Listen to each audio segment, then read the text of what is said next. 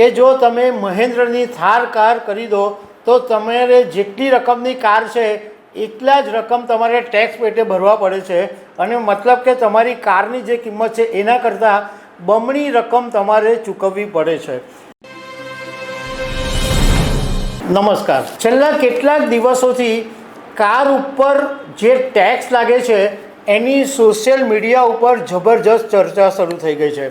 જે દિવસે કેન્દ્રીય અંદાજપત્ર હતું અને એ જ દિવસે સોશિયલ મીડિયા ઉપર એક પોસ્ટ એવી વાયરલ થઈ હતી કે તમે કાર ખરીદો તો 48% સુધી ટેક્સ ભરવો પડે છે।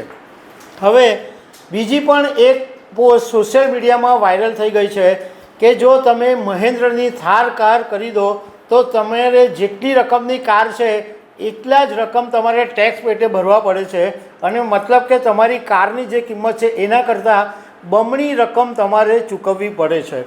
તો આના વિશે હું તમારી સાથે વાત કરીશ। મારું નામ રાજેશ શાહ છે અને તમે જોઈ રહ્યા છો ગુજરાતના સૌથી મોટા ડિજિટલ ન્યૂઝ પ્લેટફોર્મ ખબર છે.com।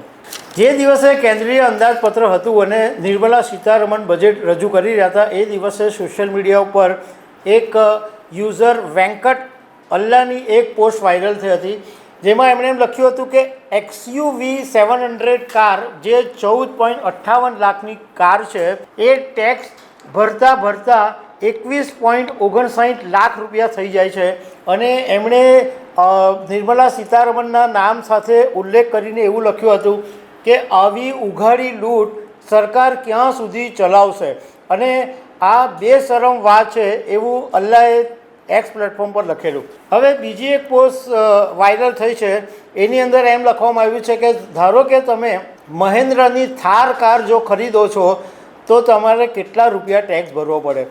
મહેન્દ્ર થાર કારની ધારો કે ભારતમાં 11.65 લાખ રૂપિયા કિંમત છે તો હવે તમે ટેક્સની રકમ એક એક ઉમેરતા જજો। પહેલાં લાગે છે 14% સ્ટેટ GST એટલે 1,63,000 રૂપિયા તમારા ટેક્સના ગયા। 14% સેન્ટ્રલ GST એટલે બીજા 1,63,000 રૂપિયા।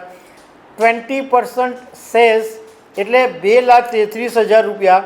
1% TCS એટલે 17,240 રૂપિયા।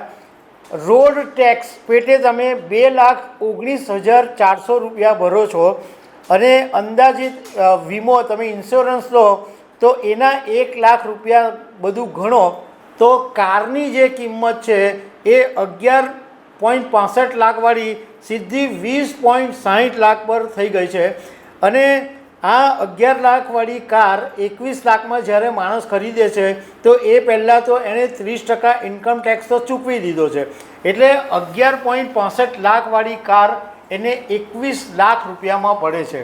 ટેક્સનો મુદ્દો ઘણા સમયથી ચર્ચામાં છે અને લોકો માટે ખરેખર આ ત્રાહિમામ વાત છે કે આપણે પેટ્રોલ જે 55 રૂપિયાનું પડે એ આપણા સુધી આવતા 95 રૂપિયા થઈ જાય એટલે એની ઉપર કેટલો બધો ટેક્સ લાગે છે।